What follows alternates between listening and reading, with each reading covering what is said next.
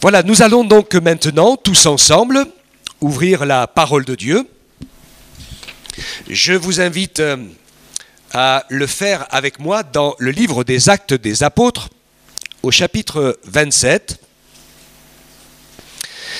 J'avais préparé ce message il y a quelques dimanches, vous vous rappelez, puisque pour ceux qui étaient là, j'ai prêché autre chose. Mais ce que j'avais sur mon cœur avec ce récit, je pense, est complètement d'actualité avec ce que nous venons de voir et les projets qui sont là devant nous et devant toutes les églises évangéliques de France pour pouvoir annoncer partout la bonne nouvelle de l'évangile, la bonne nouvelle de l'amour de Dieu.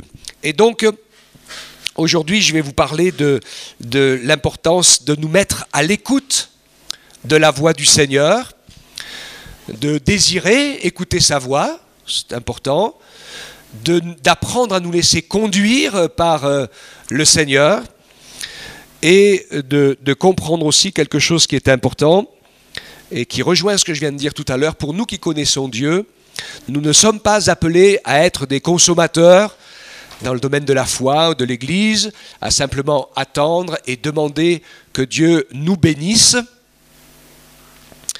Mais le Seigneur nous appelle à devenir des disciples, c'est-à-dire d'avoir dans notre vie chrétienne un objectif de progrès, de croissance, de défi, d'œuvrer. Nous sommes là pour servir le Seigneur. Et si nous voulons voir de belles et grandes choses se passer dans notre vie, je peux vous le dire parce que c'est comme ça que je l'ai expérimenté, que la plupart du temps, cela se passe quand nous sommes en train d'œuvrer pour Dieu. Parce que si on passe notre temps simplement à prier pour que Dieu nous arrange la vie de tous les jours, nous serons plusieurs fois déçus parce que nous avons tous expérimenté que pour le Seigneur, former notre caractère et notre vie, c'est pas de nous arranger toujours la vie de tous les jours. Parce que si tout est facile, on n'apprend rien. Et je reprends en cela le message de Jean-Pierre, dimanche dernier, qui nous parlait de l'éducation de nos enfants, où nous avons tendance à leur éviter tous les dangers, leur aplanir tous les sentiers, et en fait ne pas les préparer pour la vie qu'ils vont affronter quand ils vont sortir dehors. Parce qu'ils seront confrontés à l'injustice, ils seront confrontés à la méchanceté, ils seront confrontés à la responsabilité, ils seront obligatoirement confrontés à toutes sortes de décisions qu'ils auront à prendre. Et s'ils n'ont jamais rencontré ces choses, s'ils n'ont jamais appris à le faire quand ils étaient petits, vous comprenez que ça devient très compliqué. Et pour nous qui marchons avec le Seigneur, finalement c'est la même chose. Parce que nos enfants, nos jeunes apprennent cela par rapport à la vie. Dieu veut nous apprendre la même chose par rapport à la vie avec Dieu. Comment je pourrais vous dire ça ce matin ? Il faut que nous réalisions que Dieu n'est pas avec nous pour réussir à nous aider à vivre notre vie sur cette terre. Oui ? Que nous puissions comprendre que nous avons reçu de Dieu la vie pour le servir, le connaître, le rencontrer, entrer dans les œuvres qu'il a préparées d'avance et être prêt pour la vie éternelle et nouvelle qu'il nous prépare dans l'éternité. Notre objectif n'est donc pas que tout soit parfait ici-bas, mais notre objectif est ce que la volonté de Dieu s'accomplisse dans nos vies, ici-bas, jusqu'à ce que son règne vienne. D'ailleurs, c'est ce que beaucoup de gens récitent dans la prière du Notre Père sans s'en rendre compte, parce qu'ils récitent cela comme des machines. Ce serait intéressant pour nous d'y revenir, parce que je pense que cette prière du Notre Père n'est pas une récitation à faire sans réfléchir aux paroles que l'on dit, mais c'est vraiment un plan de prière par thème qui nous donne toutes les priorités. Comment on doit organiser notre vie de prière ? Notre Père qui est aux cieux. Premier élément quand je prie, c'est que c'est Dieu qui est à la première place et je vais dans l'adoration pour me soumettre à lui. que ta volonté soit faite sur la terre, hein, comme elle est faite au ciel. Et donc, là, ça nous montre que si nous sommes là les uns et les autres, c'est parce que Dieu a un plan pour nous. C'est ça que j'essaye de vous dire. Hein. On n'est pas là pour que Dieu nous aide à réussir notre plan et notre vie, mais on est là parce que Dieu a un plan, des œuvres préparées d'avance, il a une école, il a de l'expérience, il a la pratique, il a tout un tas de choses à nous faire expérimenter. Et dans toutes ces choses que nous allons expérimenter en marchant avec lui, eh bien nous allons voir sa main. Il y aura des bons moments, il y aura des mauvais moments, mais en fait ce qui nous construit, vraiment, c'est ce que nous vivons avec le Seigneur. La terre, le ciel, tout passera. Mais sa parole ne passe pas. Alors, dans ce texte du livre des Actes au chapitre 27 et au verset 9, nous voyons l'apôtre Paul qui a été prisonnier. Alors j'aurais beaucoup à dire là-dessus, hein, puisqu'il savait qu'il allait être fait prisonnier. Le Saint-Esprit l'avertissait de ville en ville. Alors c'est là qu'il faut qu'on soit attentif dans notre jugement et dans notre interprétation. Tout le monde connaît cette histoire ? Si vous ne la connaissez pas, lisez les versets précédents. Hein, et vous allez voir, certains chrétiens disaient à Paul, le Seigneur t'avertit par l'Esprit que tu vas être arrêté, mis en prison, donc n'y va pas. Et Paul leur dit, mais qu'est-ce que vous avez à me briser le cœur? Parce que je sais que je dois y aller. C'est juste que le Seigneur m'avertit à quoi m'attendre. Hein, et je suis prêt à aller et à mourir, même pour le nom de Jésus, à Jérusalem. D'accord, hein. Donc il y est allé.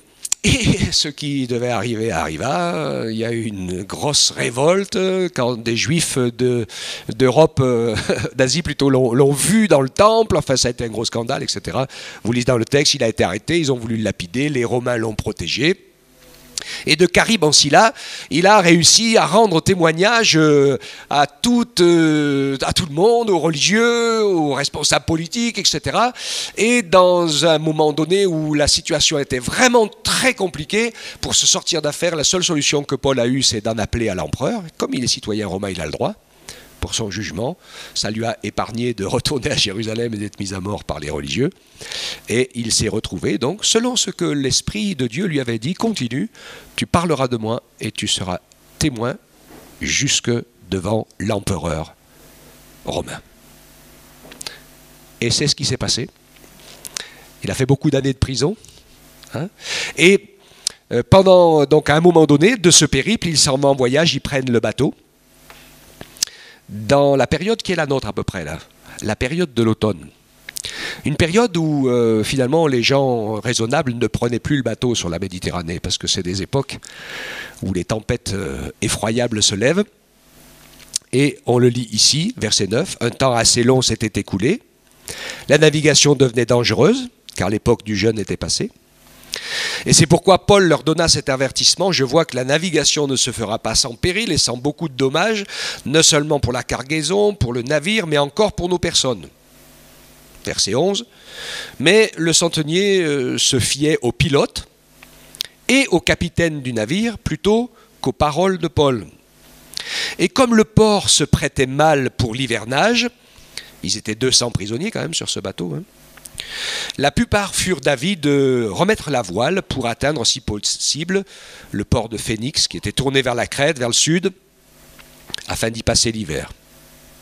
Et écoutez bien, verset 13. Un léger vent du sud vint à souffler. Ils pensèrent être en mesure d'exécuter leur projet, levèrent les ancres et côtoyèrent de près l'île de Crète. Mais, bientôt après, venant de l'île, un vent de tempête appelé Eurachylon se déchaîna, et le navire fut entraîné sans pouvoir tenir contre le vent, et nous nous sommes laissés aller à la dérive, tandis que nous passions au-dessous d'une petite île appelée Clauda, oui. Nous avons réussi avec peine à nous rendre maîtres de la chaloupe. Après l'avoir hissée, on se servit des moyens de secours pour ceinturer le navire, et dans la crainte d'échouer sur la Syrte, on abaissa la voile, et c'est ainsi qu'on allait à la dérive, fortement secoué par la tempête. On jeta le lendemain une partie de la cargaison, et le troisième jour, ils lancèrent de leurs propres mains les agrès du navire. Ni le soleil, ni les étoiles ne parurent pendant plusieurs jours, et la tempête se maintenait si forte que nous avions perdu finalement toute espérance d'être sauvé. Amen. Ensuite, donc, on va voir que le Seigneur va avertir l'apôtre Paul que tout sera perdu sauf la vie des gens. Et pour donc lire le dénouement de la suite, vous le verrez. Et puis Dieu vraiment est venu au secours de toutes ces personnes qui étaient là. Mais pour moi, ce que je vais retenir ici, et vous l'avez peut-être compris dans le texte, c'est plusieurs choses. C'est que la période n'est pas bonne. Je vais faire une comparaison avec cette histoire, avec l'époque à laquelle on vit. La période n'est pas bonne. Le monde entier, c'est une parabole que je fais, hein, mais c'est facile à faire. Le monde entier est comme ces prisonniers sur le navire. Nous sommes tous prisonniers du navire. Hein. On est en train de s'auto-détruire, semble-t-il, mais on n'y peut pas grand-chose. Hein. Donc ça devient compliqué. Même la météo n'est pas contente. Hein. Nous sommes dans une période compliquée où quand il fait sec, il fait trop sec, quand il fait chaud, il fait trop chaud, quand il fait froid, il fait trop froid, quand il pleut trop, quand il neige trop. Ok, hein, tout devient à l'extrême et se décale de plus en plus vite. Donc je compare à nous tous, les hommes, même les croyants. Hein. On est tous sur le navire, ballottés sur la mer, on est sur la planète et personne ne peut échapper à quoi que ce soit. Bon, sur ce navire, c'est une bonne proportion. 1 sur 200, plus les marins, etc. Donc ils étaient à peu près 220, 230 sur le navire, les marins, le capitaine et tout. 180 prisonniers, entre 180 et 200, dont Paul faisait partie. Il semble être pratiquement le seul qui connaît le Seigneur. C'est une proportion qui ressemble beaucoup à ce qu'on vit. Il disait, on faisait le calcul là, avec le CNEF, il semble que il y ait à peu près entre 700 et 800 millions de chrétiens évangéliques dans le monde. Presque 1 milliard. C'est quand même une sacrée proportion, hein, pour qu'on nous ignore comme s'il n'y avait personne de ce genre dans notre pays. Enfin bon, passons. On passe la proportion. Tout le monde, nous sommes prisonniers sur cette terre, mais Paul, il n'est pas comme les autres. Physiquement, oui, mais spirituellement, non. Parce que lui, il vient de quelque part, il a rencontré le Seigneur, il sait où il va, parce qu'il y a une mission qui est la sienne, et nous aussi, j'espère, hein, que le Seigneur va nous aider à savoir où on va. Ce pourquoi il nous a appelés, c'est essentiel, c'est fondamental. C'est ce qui va nous garder dans notre marche en avant, c'est ce qui va nous garder pour ne pas tomber dans le péché, pour ne pas nous laisser rattraper par nos vieilles actions et tout ça. C'est d'être en responsabilité et en action pour le Seigneur. Ça nous aide. Comme le baptême nous aide aussi, hein, parce qu'on a donné notre parole au Seigneur de le suivre jusqu'à la mort et quoi qu'il arrive. C'est pas ça normalement, le baptême ? Malheureusement, beaucoup l'ont oublié. Hein. Bon, il peut arriver qu'on chute, ça arrive à tout le monde, hein, personne n'est parfait. Mais Dieu veut qu'on se relève et qu'on aille de l'avant. Mais c'est vrai, certains ont oublié et semble-t-il se sont seulement engagés pour que Dieu les bénisse. Voilà. Hein. Et évidemment, ça c'est un problème. Et puis, nous arrivons dans des conditions assez particulières qui donc se gâtent. Voilà, il faut que les choses changent. Donc aujourd'hui, hein, tout le monde veut que les choses changent, mais il n'y a qu'une seule réponse, c'est de faire la volonté de Dieu. Et là, en l'occurrence, la parole de Dieu leur disait, restez là où vous êtes. C'est pas idéal pour passer l'hiver. Il y a mieux, mais le problème, c'est que maintenant, il n'est plus question de prendre la mer avec le bateau. C'est ça que Paul a compris, lui qui vit avec le Seigneur. Hein. Et nous, dans cette situation-là, je vais vous transposer un petit peu ce texte par rapport aux prières que nous faisons parfois. Et qu'est-ce qui se passe? Tous les autres. Alors il y a le capitaine, le pilote du navire, et puis le propriétaire, le capitaine, le gars qui est le maître des lieux, là, qui a le pouvoir de décision. Ça me fait penser au pouvoir politique, au pouvoir religieux. Hein? Eux, ils nous disent toujours, il n'y a pas de souci, vous inquiétez pas, on va toujours s'en sortir. Voilà. Comme le général de Gaulle avait dit un jour, hein, pendant de nombreuses années, nous sommes restés au bord de la falaise, mais ça va aller beaucoup mieux, on a fait un grand pas en avant. Donc, c'était un peu d'humour noir, hein, mais c'est quand même un peu parfois une réalité. Et donc, la plupart du temps, hein, les gens, les hommes, les femmes ont une fausse espérance. Cette même espérance qui est dans le fond du cœur qui fait que de toute façon, on espère que les choses iront mieux demain. La plupart des gens savent qu'ils vont mourir, qu'ils vont entrer dans l'éternité, ils savent même pas à quand, mais finalement ils se disent je sais pas, ils espèrent s'en sortir. Ça me rappelle toujours cette discussion que j'avais vu vous rappeler, hein, avec les personnes dans un accueil de famille qui me disaient monsieur, on sait que vous êtes pasteur, est-ce que ça sera la fin du monde? Vous vous rappelez, c'était le 26 décembre, c'est 2012, hein, c'était la fin du monde, hein, pour les Mayas, les Incas et tout ça. Alors, vous vous rappelez, quand j'ai déjà raconté cette histoire, hein, mais d'autres peut-être n'y étaient pas. Et donc, comme ils savaient que j'étais pasteur, je n'ai pas le droit de parler de Dieu dans ce lieu public d'accueil familial, mais c'est pas grave, ils savaient que j'étais pasteur, ils ont dit on voudrait vous poser une question. C'était 3 ou 4 femmes qui étaient là, et elles me posent la question. Qu'est-ce que vous en pensez? On était au mois de septembre, hein, 2012. Donc ils commençaient à s'inquiéter un peu. Alors je dis, rassurez-vous, vous inquiétez pas. La Bible nous dit que quand Jésus viendra, quand ça sera la fin du monde, eh bien il viendra comme un voleur, personne ne s'y attendra. Et ça fait des années et des années qu'il y a plein de gens qui ont toujours posé une date, donc vous inquiétez pas, le Seigneur se fait toujours un malin plaisir de ne pas revenir à la date où les hommes l'ont fixé. Parce qu'il fait ce qu'il veut. Hein. Ok? Donc ne vous faites pas de soucis, ça ne sera pas la fin du monde le 26 décembre 2012. Par contre, je leur ai dit, il faut quand même que je vous rajoute une petite chose. C'est que n'importe lequel d'entre nous qui sommes dans cette pièce, nous ne sommes pas sûrs d'être encore vivants le 26 décembre 2012. Et il se pourrait très bien que plusieurs soient déjà morts et entrés dans l'éternité. Personne n'est le maître de nos vies. Alors, elle riait, mais elle ne riait plus après. Hein? Alors elle ne riait plus, mais ça ne les a pas fait se convertir à Jésus. Hein? Parce qu'elles se sont dit, oui peut-être, mais on espère que non. Hein? C'est ça la folie. Un peu comme eux, où ils ont vu le vent léger, le soleil, en se disant, oh allez, ça ira mieux demain. Hein? Et des fois, nous, chrétiens, on fait un peu la même chose aussi. On se dit que finalement, ça ira mieux demain. Demain, c'est un mot du diable.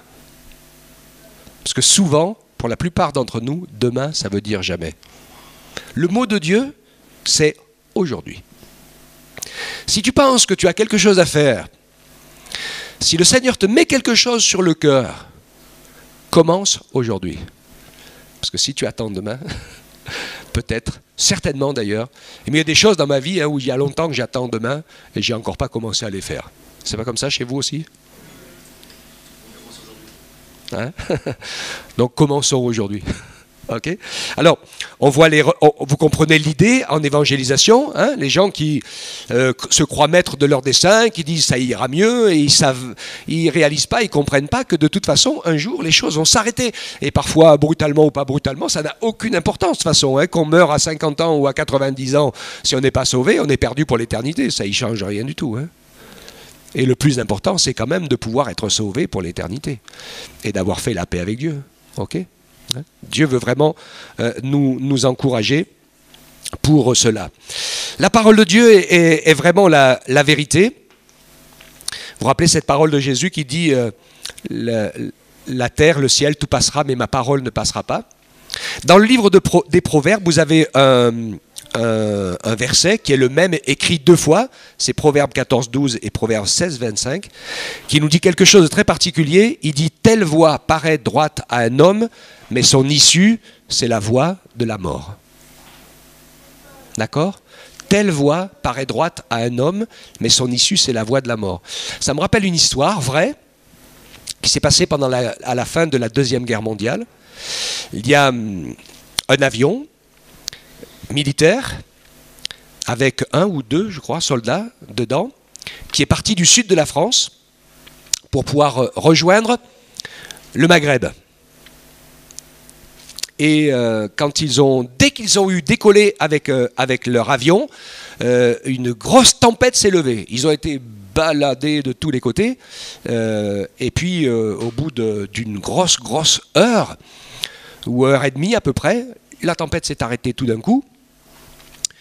Heureusement, l'avion ne s'est pas cassé la figure, ils ont réussi à s'en sortir à peu près.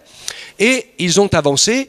Et en avançant, eh bien, rapidement, en sortant de la tempête, les instruments de l'avion, parce qu'ils ont volé de nuit, en pleine nuit pour ne pas être repérés, les instruments de l'avion leur ont dit qu'ils étaient arrivés.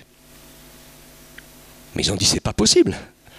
Il leur fallait plus de 3h30 ou presque 4 heures pour arriver dans le lieu où ils devaient arriver. Donc ils ont dit c'est pas possible.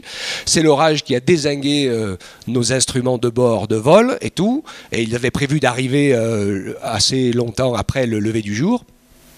Et donc ils ont dit on va attendre le lever du jour pour voir où on est. Et quand le jour s'est levé, ils ont vu qu'ils étaient déjà dans le Sahara. En fait, la tempête les a poussés comme une folle en avant. Elle leur a fait gagner plusieurs heures de vol. Et donc, ils n'ont pas écouté leurs instruments. Et quand ils ont vu le jour se lever, qu'ils étaient dans le désert, ils ont fait demi-tour. Mais ils n'avaient plus beaucoup de carburant. Et cet avion a été disparu. Et pour tout le monde, l'avion était perdu en mer. Mais des années après, ils ont retrouvé l'avion en plein milieu du désert avec les numéros. Ils l'ont retrouvé tout de suite. Et ils n'ont pas trop compris. Enfin, après, ils ont compris avec l'histoire que je vous raconte, ce qui s'était passé. Alors on aimait bien se servir de cette histoire pour nous dire que finalement c'est plus fiable quand même la Bible que les instruments de bord d'un avion. C'est vrai que ça aurait pu arriver, qu'il y aurait pu avoir un gros problème magnétique, mais que tous les instruments de bord disent la même chose, c'est un peu, souvent ils sont tous faits pour se rajouter les uns aux autres. S'il y en a un qui bug ou deux à la limite, mais 3 ou 4 ça ne va pas le faire. Et donc voilà, l'idée c'était que Dieu nous a laissé sa parole, que sa parole nous dit les choses, et que la parole que Dieu nous a laissée, dans laquelle il nous explique les temps, les circonstances, dans lesquelles il nous explique notre vie, les objectifs que nous devons avoir, quand nous avons cette parole, nous devons la croire plus que ce que nos yeux voient, ou même ce que nous ressentons. C'est un combat, ça, dans la foi chrétienne, pour arriver à ce que notre foi dans la parole prennent le dessus sur nos sentiments, nos émotions et nos ressentis physiques et humains. Moi, je me rappelle l'avoir vécu au tout début de ma conversion, où j'étais sûr d'aimer Jésus, j'étais sûr de lui avoir donné mon cœur, j'étais sûr d'avoir fait ce qu'il fallait en me faisant baptiser d'eau, et voilà, j'étais sûr que la Bible était la parole de Dieu, j'étais sûr de tout sauf d'une chose. Je me demandais si j'étais vraiment sauvé. Et donc j'ai eu une assez longue période de doute sur mon salut dans le début de ma vie chrétienne, et c'était compliqué cette réalité-là. Et dans ce moment de doute, à un moment donné, j'ai crié à Dieu, j'ai dit Seigneur, il faut vraiment que tu viennes à mon secours, qu'il se passe quelque chose, que je sache où j'en suis. Et quand j'ai fait cette prière, je me rappelle très peu de temps après, c'était peut-être ça le vendredi ou le samedi, enfin en fin de semaine, et le dimanche au culte, le Seigneur dans mon cœur, je me repensais à cette prière, je repensais à ce besoin d'être rassuré. Et donc c'était là, et le Seigneur au fond de mon cœur, il y a une voix forte, une pensée très très forte qui s'impose à moi, qui me dit « C'est ce que tu penses, que tu ressens ou que tu crois qui est la vérité ? Ou c'est ce qui est écrit dans ma parole qui est la vérité ?» En se rappelant de ce verset qui disait « Celui qui croit au Seigneur Jésus sera sauvé ». Et là, il s'est passé quelque chose dans mon cœur. Je me suis rendu compte que je m'écoutais trop dans ma nature, et quand on se laisse piéger comme ça, l'adversaire, il souffle dessus, pour essayer de nous faire peur, de nous décourager, de nous faire baisser les bras, nous dire tu n'y arriveras jamais, tu t'en sortiras pas. Moi je vous parle de ça, mais il y a plein d'autres choses. Des fois pour des victoires qu'on n'arrive pas à remporter, enfin tout un tas de choses qui se passent dans notre vie, des choix qui sont difficiles à faire et tout. Le Seigneur il nous dit dans sa parole, fais-moi confiance. Et nous avons besoin d'écouter la parole, de lire la parole, de méditer la parole, parce que c'est la parole de Dieu qui nourrit notre foi. L'apôtre Paul qui prêchait la parole de Dieu, alors moi je le comprends parce que quand je prêche la parole, ça ne me dérangerait pas des fois de parler pendant des heures, mais sauf que vous dormiriez peut-être au bout d'un moment en face. Hein. Mais il y a tellement de choses extraordinaires qui sont dans la parole pour nous nourrir, pour nous encourager. La foi vient de ce que l'on entend vient de la parole de Christ. Et Paul, il disait qu'il prêchait et que l'objectif de sa prédication, c'était d'amener toutes nos pensées captive à l'obéissance de Christ.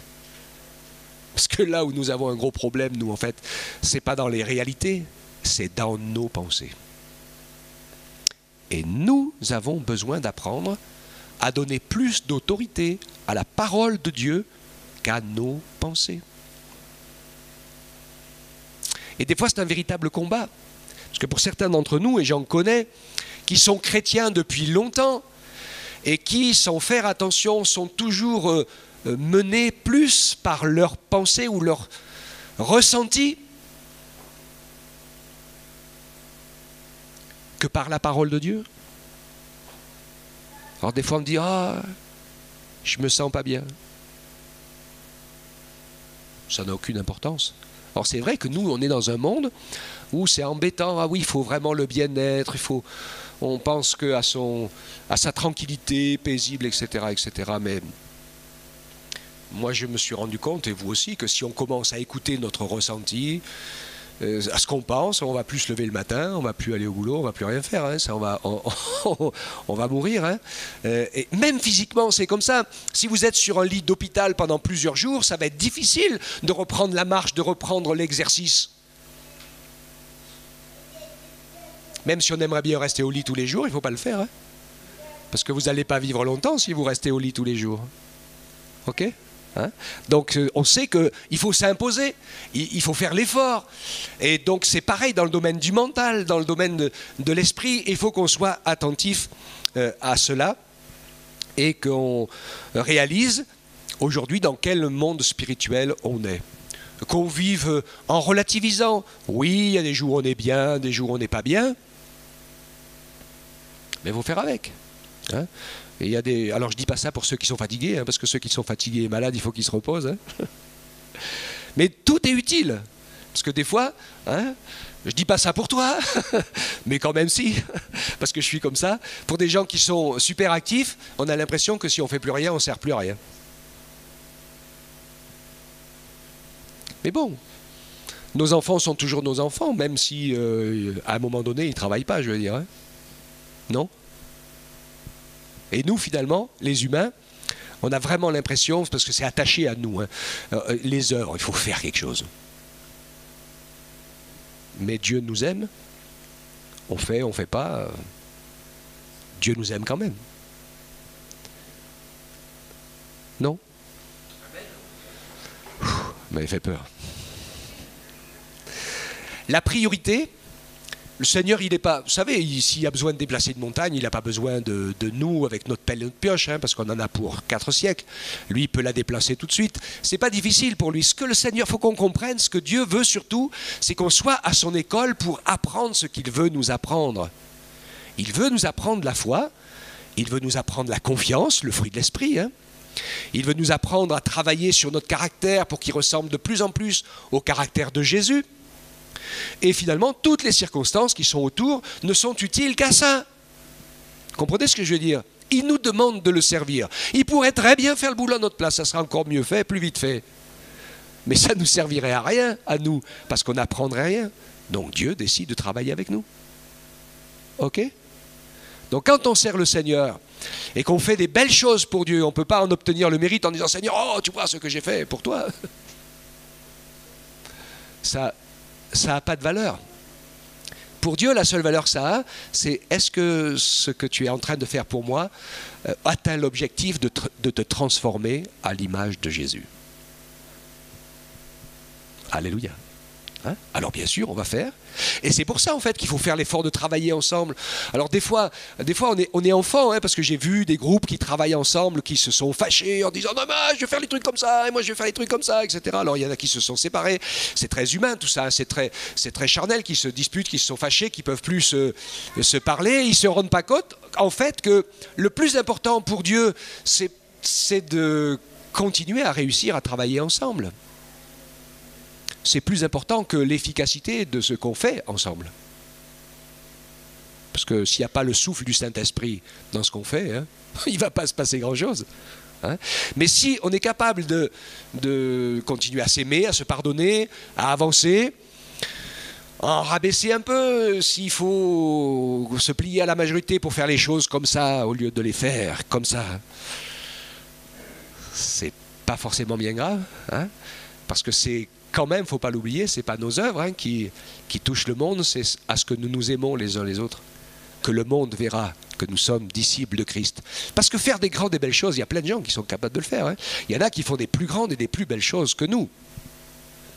Nous, notre défi, c'est de faire les choses ensemble, de rester ensemble, de grandir ensemble, de progresser ensemble et d'entrer ensemble dans le ministère, le service que Dieu nous a donné à chacun. Parce que Dieu n'est pas fou, il est un sage architecte et quand il construit son temple, chacune des pierres vivantes que nous sommes a sa place dans l'édifice commun et dans l'œuvre commune. Même si ça nous coince un peu aux entournures. Hein? Et parfois, quand ça nous coince aux entournures, c'est comme ça qu'on est plus solide. C'est le cas d'un mur, ça, hein? Ok ? Donc Dieu nous encourage à mettre notre foi dans sa parole. Je voudrais parler d'une autre chose. Donc, nous avons vu donc le monde tel qu'il est. Nous ne sommes pas sans espérance. Hein. Pour certains, le livre de l'Apocalypse, c'est la terreur des terreurs. Pour nous, c'est juste l'événement, les événements avant que nous puissions enfin voir Jésus tel qu'il nous voit, le connaître tel qu'il nous connaît, le servir et marcher avec lui dans ses voies pour enfin entrer dans notre vraie destinée. Parce que nous sommes destinés à ça, à devenir ses enfants et à régner avec lui. Je voudrais faire une autre parabole par rapport à la prière, pour nous montrer que parfois il y a des choses qui sont pas évidentes et que, je vais vous dire quelque chose que je pense depuis très très longtemps. Quand on demande quelque chose à Dieu, il arrive plusieurs fois que nous avons une réponse rapide et facile qui arrive tout de suite.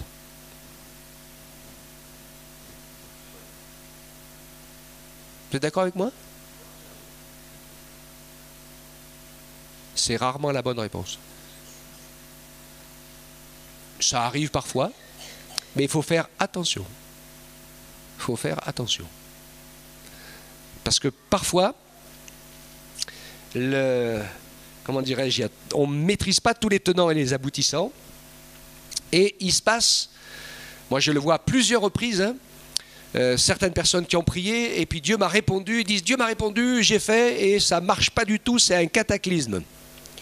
Et je repense au soleil et au beau temps qui se met à briller tout d'un coup, alors que la sagesse simple humaine disait que non, c'est pas le soleil et le vent qu'il faut se fixer. Rien que la sagesse humaine, le temps du jeûne est passé, enfin, la période de navigation est passée, et même s'il fait beau et que c'est quand même une mauvaise période. D'accord ? Je prends un autre exemple, ça va s'éclaircir dans votre esprit. J'ai toujours été étonné quand Dieu donne rendez-vous à Élie, découragé, qui demande la mort dans le désert, vous connaissez un peu l'histoire, hein, ceux qui ont l'est, puis l'ange vient lui donner la nourriture, il mange 40 jours et 40 nuits, bon, là, je ne sais pas ce qu'il lui a donné, mais c'était... Je ne sais pas si c'était détectable l'antidopage, mais bon, peu importe, à l'époque. Il s'est retrouvé sur la montagne de Dieu, à Horeb, dans une caverne. Et là, il est dit que le Seigneur vient à sa rencontre. Ça vous rappelle quelque chose ? Vous lirez l'histoire dans 1 Roi 19, les versets 11 à 13. Et à ce moment-là, Dieu s'approche. Élie le sait. Il se prépare Et la première chose qui arrive, eh bien, c'est un vent violent, un vent fort. Mais Élie, qui a l'expérience de la relation avec Dieu, nous dit, il ne sort pas.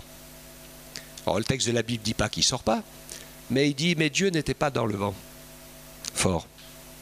Ensuite, deuxième événement, un tremblement de terre. Tout se met à bouger, à trembler. Alors Dieu est fort et puissant. Hein, il peut faire le vent, il peut faire le tremblement de terre, il peut tout faire. Mais le texte dit, Dieu n'était pas dans le tremblement de terre. Troisième événement, le feu. Du feu qui est là, qui se promène partout, les rochers qui se fracassent et tout. Et la parole de Dieu dit, Dieu n'était pas dans le feu. Puis, il vient ensuite un murmure doux et léger. Et dans le murmure doux et léger, Élie s'enveloppe complètement et il sort parce qu'il sait et il ressent que Dieu est là. Alors c'est toujours impressionnant. Et là, ils vont discuter. Hein, je ne vais pas vous dire quel est le sujet de la discussion, vous le trouverez lui-même, c'est très intéressant. Soyons attentifs, soyons pas sentimentaux, émotionnels. Dieu répond toujours en conformité avec sa parole, à nos prières. Ok ? Alors c'est important pour nous, hein, dans ce sens-là, de jamais nous emballer. Alors je sais que c'est quelque chose que je me sers beaucoup quand je parle aux petits jeunes qui vont bientôt tomber amoureux et puis après penser à se marier. Oui, il y a du tonnerre, des éclairs, du vent violent, des tremblements de terre, tout ça dans la vie. Comme il disait dans un petit dessin animé, j'attraperai jamais ce truc-là, moi. Mais malheureusement, ils l'attrapent tous. Hein, et donc, nos sentiments, nos émotions, ce qui se passe dans notre nature est plus fort que nous. Et on ne maîtrise pas toujours, on ne sait pas trop faire la différence. Tout ce qui vient du Seigneur est toujours conforme à sa parole. Et c'est jamais du tout cuit.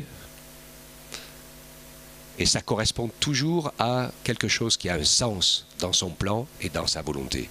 Le Seigneur ne fait pas comme l'adversaire des signes ou des miracles juste pour impressionner les gens et pour montrer qu'il est fort. Parce que si c'était ça qu'il voulait faire, il y a longtemps que tout le monde serait rétamé.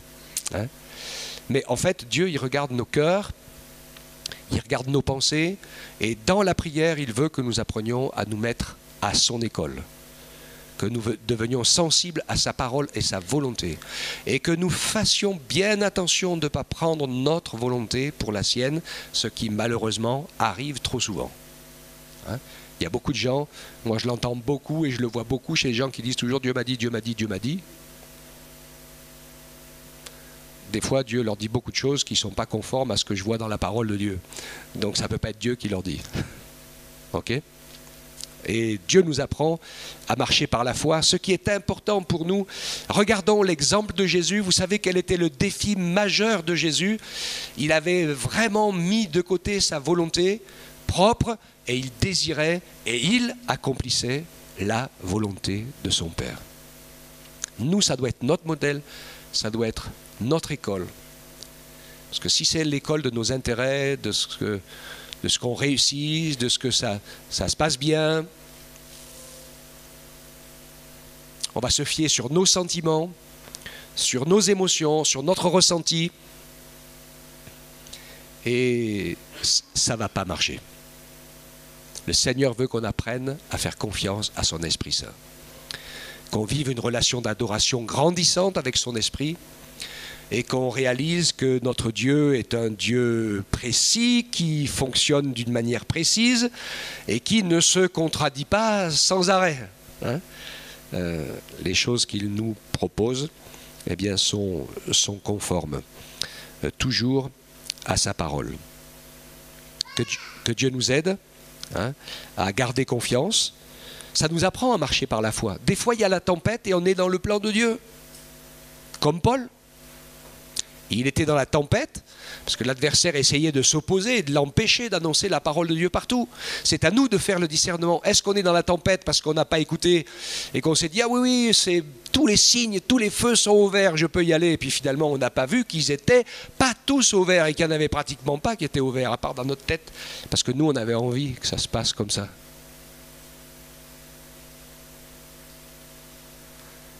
C'est important pour nous de nous sonder nous-mêmes, pour que nous puissions arriver à faire la différence entre notre volonté et la volonté de Dieu. Cherchez d'abord le royaume de Dieu et sa justice. Et Dieu va nous donner tout le reste. D'accord ? Si on cherche nos intérêts, on va souvent se tromper, souvent se planter. Quand on est tout enfant, le Seigneur nous donne à manger, comme la manne dans le désert. Ils n'avaient rien besoin de faire, si ce n'est que d'aller la ramasser. Et en allant la ramasser, il fallait la ramasser les bons jours, les bonnes quantités, au bon moment. D'accord ? Rien que ça déjà. Je remarque que quand Dieu fait des choses, il nous demande toujours notre part de foi de faire ce que nous pouvons faire. Il ne fait jamais à notre place. Et là, ça nous encourage aussi, et je vous encourage dans le service. Dieu a mis des choses sur notre cœur, sur votre cœur, pour le servir. Alors n'ayez pas peur, ne vous découragez pas. Priez. Alors certains ne le font pas parce qu'ils disent « je ne suis pas capable ». Mais nous sommes tous incapables de faire la volonté de Dieu. D'accord ? Si quelqu'un me montre quelqu'un qui est capable de faire la volonté de Dieu, je vais être très inquiet. Parce que pour être capable de faire la volonté de Dieu, il faut se prendre pour Dieu. Mais voilà, pour nous, l'important, le défi, c'est de réussir à ce que la pensée de l'esprit, du plan de Dieu, eh bien, vienne en nous, que ça devienne évident. Et pour ça, eh bien, il faut commencer à servir par les choses toutes simples. Regarde ce que ta main trouve à faire, fais-le avec joie. Des fois, il y en a qu'on attend que Dieu nous dise des grandes choses, et puis on ne commence pas par les petites choses qui sont toutes simples et faciles à faire devant nous. Le Seigneur a dit, s'il voit notre fidélité dans les petites choses, il nous en confie toujours des plus grandes. Mais ça ne commence pas par en haut, c'est bien logique. Je ne vais pas me mettre aux commandes d'un avion de ligne. Enfin, ou si n'importe lequel d'entre vous, là, il se met aux commandes d'un avion de ligne, je monte pas. Déjà, s'il y a un bon pilote, j'ai vraiment du mal à monter. Comme disait un humoriste une fois dans une blague, ils disent que le transport aérien, c'est le moyen le plus sûr de transport. Il dit, je le croirai, le jour où on arrêtera d'applaudir le pilote après l'atterrissage de l'avion. Ouais. Et donc, des choses, on peut pas... C'est pas possible de pouvoir faire des grandes choses si on n'a pas appris à être fidèle dans les petites choses pour nous solidifier, pour nous fortifier, pour nous encourager.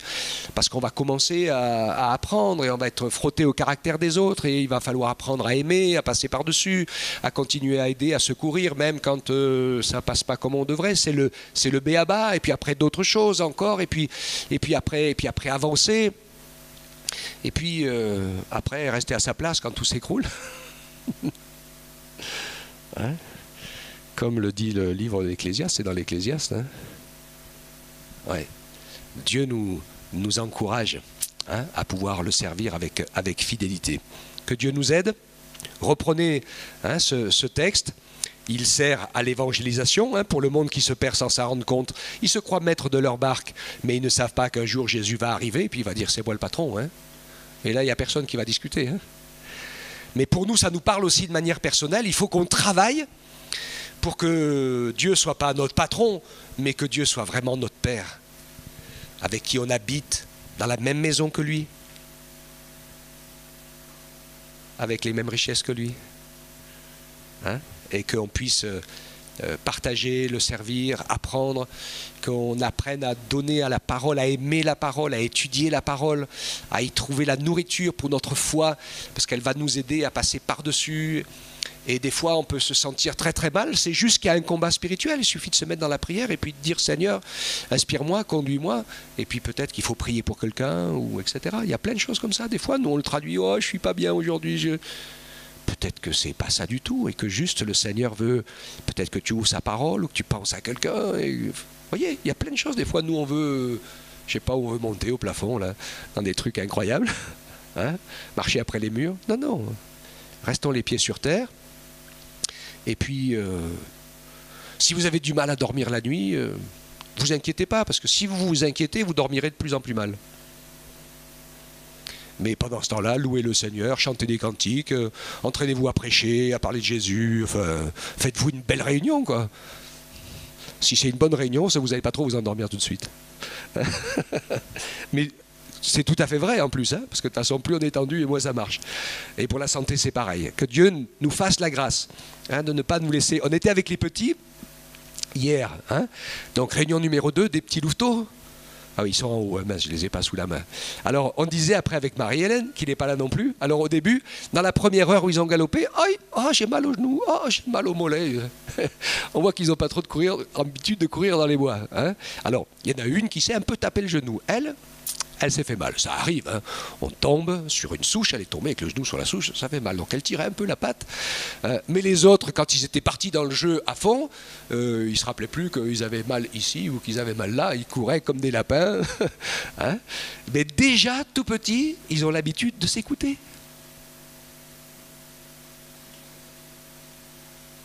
Vous ne laissez pas faire les parents. Hein. S'ils arrivent... Donnez-leur un balai, tiens, un petit coup de ménage. Ça va leur faire du bien. T'auras plus mal. Oui, t'as mal au genou et au coude parce que tes muscles ne sont pas assez durs. Prends le balai et l'aspirateur, ça va te faire un petit exercice physique, t'auras moins mal après. C'est pas faux, hein. Voilà, que Dieu nous fasse la grâce d'être attentif à la parole. C'est elle notre repère. C'est pas ce qu'on ressent. C'est pas les événements en apparence ou tout bon ou tout mauvais. Pour Paul, c'était tout mauvais, même la parole du Saint-Esprit. Mais il était dans le plan de Dieu, il allait jusqu'à Rome, témoigner partout. Et en prison, il a écrit toutes les lettres qu'on a. S'il n'avait pas été en prison, je ne sais pas quand il aurait eu le temps d'écrire, mais pendant qu'il y était, il ne pouvait pas faire autrement. Toute chose concourt au bien de ceux qui aiment Dieu. Mettons-nous à son service. Pensons sans cesse dans notre esprit, dans notre cœur, que nous sommes là, enfants de Dieu, pour servir Dieu et que Dieu a besoin de nous. Apprendre à le connaître et faire les œuvres qu'il a préparées pour nous, c'est l'objectif. Tout ce que nous vivons sur la terre sert à ça. Et si Dieu nous a mis dans une situation complexe où nous avons quelque chose à apprendre, une fois que nous l'avons appris, vous l'avez remarqué, la situation complexe disparaît d'elle-même. Et on passe à autre chose. Peut-être d'encore un peu plus compliqué, parce que comme on a grandi, hein, après les petites opérations, on sait faire les grandes, hein, que Dieu nous fasse la grâce de pouvoir ainsi nous laisser transformer par lui, de mettre toute notre foi dans sa parole, plus que dans le ressenti et les événements autour de nous, que le Seigneur nous aide à, quand on demande quelque chose dans la prière, que sa volonté soit avant la nôtre. Dites-le dans votre prière. Seigneur, je te demande ceci et cela, mais si ce n'est pas dans ton plan, ce n'est pas grave. Je ne le ferai pas. Ok? Même si c'est une histoire de cœur. Parce que si le Seigneur nous voit remporter la victoire, tant qu'on ne remporte pas la victoire, on ne peut pas franchir la marche. Quand on a remporté la victoire, on passe à l'étape suivante. Et Dieu, il a la réponse à l'étape suivante. Amen. On le remercie. On veut te louer, Seigneur, et te rendre gloire, puisque tu nous dis, fais de l'Éternel tes délices, et il te donnera ce que ton cœur désire. Nous le croyons, Seigneur.